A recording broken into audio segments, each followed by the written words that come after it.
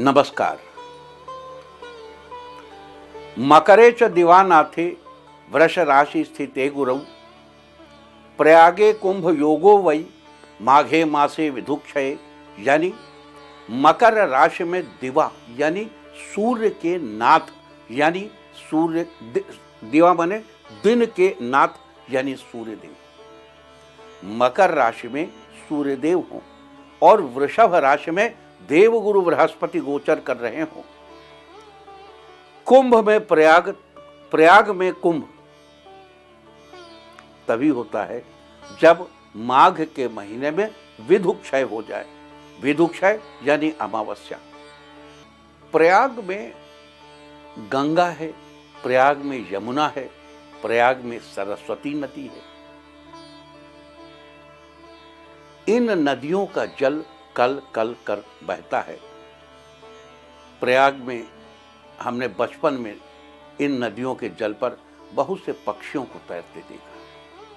बहुत से पक्षी होते हैं वहां पर। खास तौर से इस मौसम में उत्तर दिशा से आने वाले बहुत से विलक्षण पक्षी भी वहां देखे जाते हैं। वहां कहा है ना कि वो सब कोई आओ वहां कुंभ में, जब माघ मास में यहाँ कुंभ में बृहस्पति देव वृषभ राशि में गोचर करें तब यहाँ सब लोग आओ, क्योंकि यहाँ देव दानव किन्नर सब आते हैं।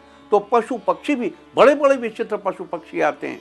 वहाँ अगर जल में आप देखें किलोले करते हुए नाना प्रकार की उत्तर दिशाओं के पक्षी आपको दिखाई पड़ेंगे। तो प्रयाग की धरती पर खड़े होकर माँ गंगा को निहार कर, माँ गंगा को देखकर, माँ गंगा को छूकर, माँ गंगा में स्नान कर और दर्शन वज्जन पान कर त्रिविध सुख को प्राप्त करते हुए अवश्य आपकी सभी मनोकामनाएं पूरी होंगी। शास्त्र कहते हैं कि ओम शब्द का निर्माण प्रयाग से हुआ है। आ, उ और माँ।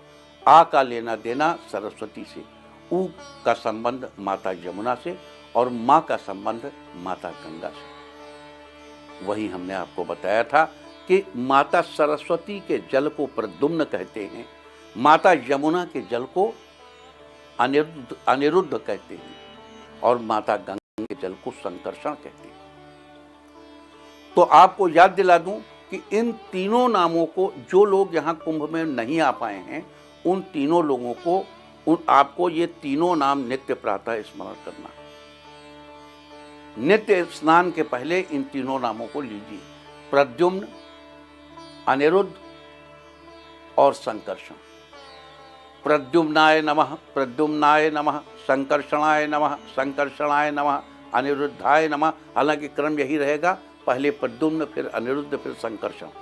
गंगा के किनारे संगम में त्रिवेणी में ये जो महत्वपूर्ण घटना घटित हो रही है, उस गंगा के विषय में आज हम चर्चा करेंगे। गंगा का शास्त्रीय महत्व क्या है, सर्वकालिक महिमा क्या है। जैसा कि हमारे शास्त्रों में कहा गया है, देखो 7 अमर हैं।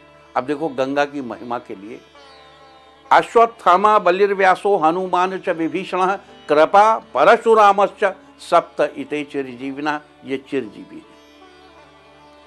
इनका चिरजीवित्व भी समाप्त हो सकता है, लेकिन गंगा नदी के जल में स्नान करने वाला सदा अमर रहता है। इस प्रकार का वाक्य कहा गया। यानी सभी महान योद्धा अश्वत्थामा बलिर्व्यासो हनुमान च विभीषण कृपा परशुरामश्च, ये 7 के 7 मतलब इनसे भी बढ़कर अमरत्व है जो गंगा नदी में एक बार स्नान कर ले। साथ ही ये भी कहा गया है कि गंगा जलम अमृतम ही जीवनदायिनी सर्वदा। गंगा का जल अमृत है और सदैव जीवन देने वाला है। यानी गंगा जल अमृत है, सदैव जीवनदायी, हमेशा जीवन प्रदान करता है। गंगा जल की अद्वितीयता को तो अब वैज्ञानिक भी मानने लगे हैं।